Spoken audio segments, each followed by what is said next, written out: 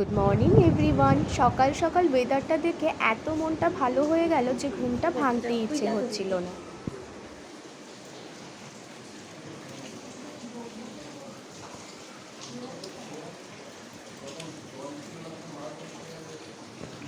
প্রায় অনেক দিন পর এত সুন্দর ভালো করে ঘুম হলো যে উঠতে ইচ্ছে হচ্ছিল না। যাই হোক, ঘুম টুম ভালো করে উঠে দেখি মাম্মাম অনেক সকালে উঠে ব্রেকফাস্টের জন্য সমস্ত কিছু রেডি করে নিয়েছে। আর ওদিকে দিদিভাইকেও দেখি স্নান করে পুরো মাম্মামের পাশে দাঁড়িয়ে আছে। এদিকে মাম্মামের কি হচ্ছিল সেটাই দেখতে গিয়েছিলাম। এদিকে ঘুগনিটা হচ্ছে, ঘুগনিটা হয়ে গেছে। এখন শসা কাটা চলছে, আপনারা দেখতেই পাচ্ছেন।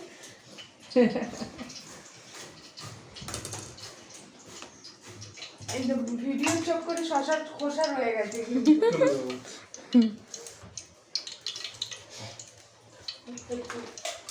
এই তো সকাল সকাল এত সুন্দর ব্রেকফাস্ট হাতে পেলে আর কি চাই বলুন তো। এত সুন্দর ব্রেকফাস্ট খেয়ে মন প্রাণ যেন ভরে যাচ্ছিল, আর বৃষ্টির সকালের ওয়েদার ভীষণ ভালো লাগছিল। আর এই দিকে মামায়ের বক্তব্যটা একবার শোনো।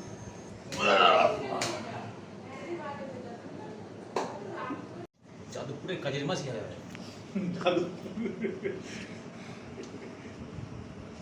আমার ধরো খাওয়ার প্রতি কোনো ভক্তি ভালোবাসা কিচ্ছু নেই, খাওয়ার জন্য গিয়ে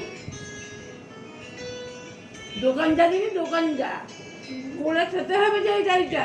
লোক পাঠিয়ে দিয়েছি। হ্যাঁ, লোক পাঠিয়ে চা করো ওরা। হ্যাঁ, যার যা কাজ সেটাই কর। দেখ তাই বাড়ি বসে বসে। সত্যি কথা বলতে নর্থ বেঙ্গলের লোকেদের কথা যেমন ওরা শুনতে বেশ ভালোবাসে, আমারও না কলকাতার কথাগুলো শুনতে বেশ ভালো লাগে। তাই জন্যই হয়তো এই রেকর্ডটা করেছি। ওদের কনভারসেশন শুনতে এত ভালো লাগে যে রেকর্ড করতে বাধ্য হলাম। আর এইদিকে মামাই দেখো নীলাকাশকে সমানে বকে যাচ্ছিল। কেন বলো তো? কারণ ওরা দোকানে কিছু একটা খুঁজে পাচ্ছিল না। এদিকে এই জিনিসটা ভাবছিলাম রেকর্ড করবার, ওইদিকে দেখো দিদিভাই সমস্ত মাছ মাংস ধুয়ে কেটে নিচ্ছে। ও হ্যাঁ, মাসিও হেল্প করেছিল। রান্নাবান্নাগুলো কিন্তু বেশ দারুণ হয়েছিল। তবে হ্যাঁ, রান্নাবান্না শেয়ার করব নেক্সট ব্লগে। তোমাদের তো বলেইছিলাম বসিরহাটে এত বৃষ্টি হচ্ছিল যে ওদের বাড়ির সামনেও এতখানি জল, আর পুকুরটা দেখো ভরে গিয়েছিল। মামাই লাস্ট অফ অল যেতে বাধ্য হয়েছিল, তবে হ্যাঁ কিছু একটা ওরা পেয়ে গেছিলো। তারপরে মামাই ফেরত আসলো। আর ওখানে দেখো জল কাদায় কি ভর্তি। নর্থ বেঙ্গলের মতো কলকাতায়ও যেন বৃষ্টি শুরু হয়েছে। এই পাশে দেখো, আমি বলেছিলাম একটু হেল্প করতে, সারাক্ষণ বসে থাকতে থাকতে আর ভালো লাগছিল না, তাই এদিকে একটু হেল্প করছিলাম। ওদিকে মাংসটা ধুয়ে বেছে রেখেছি, আর এই দিকে দেখো ভেটকি, পার্শে, তেড়ে কত মাছ এনেছিল। সেই মাছগুলো মাসি এক এক করে ধুয়ে নিচ্ছিল। আর এদিকে মাম্মামের সবটাই রান্না প্রায় শেষ হয়ে গেছিলো। এরপর মাম্মামের মুখ থেকেই শোনো। রান্নাতে বসালাম, ভাত বসালাম, ডাল বসিয়েছি ওদিকে, আর আমের চাটনি করব, তারপরে একটু ছানার ডালনা করবো।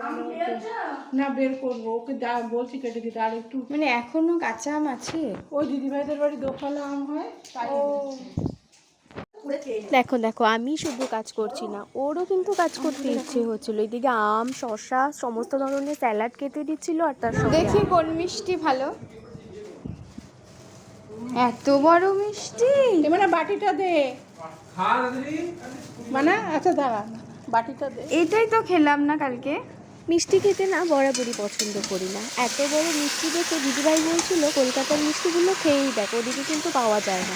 আর এদিকে মাংস রান্না হচ্ছিল, আমার লোক তো এখানেই পড়েছিল। মাংসটা এত ভালো হয়েছিল, মাংস রান্নার প্রসেসিংটা একবার তোমাদের দেখাচ্ছি। কিছুই না, মাংসটা ম্যারিনেট করে সব মশলাগুলো দিয়ে কড়াইতে নাড়া দিয়ে নামিয়ে নিল। আর এই দিকে দেখো এদের তামাশা খালি। সবার জন্য এক একটা পিস করে নিয়ে এসেছে, সবাই মিলে বসে এক বাটিতে মাংস খাবার জন্য। ওফ, কি লোভনীয় ব্যাপারটা দেখো, কি মজাদার। সবাই একসঙ্গে থাকলে না এসব করতে আমার খুব ভালো লাগে। তোমরাও বাড়িতে কে কে এরকম করো প্লিজ কমেন্টে জানিও। এদিকে মাংসটা যেমন হয়ে এসেছিলো, ওদিকে মামামটা পোলাও হয়ে এসেছিলো। তবে হ্যাঁ, নেক্সট ব্লগে খুব তাড়াতাড়ি আরও সুন্দর সুন্দর ব্লগ দেখাবো তোমাদের। ততক্ষণের জন্য বাই, টাটা। নেক্সট ব্লগ খুব তাড়াতাড়ি আসছে।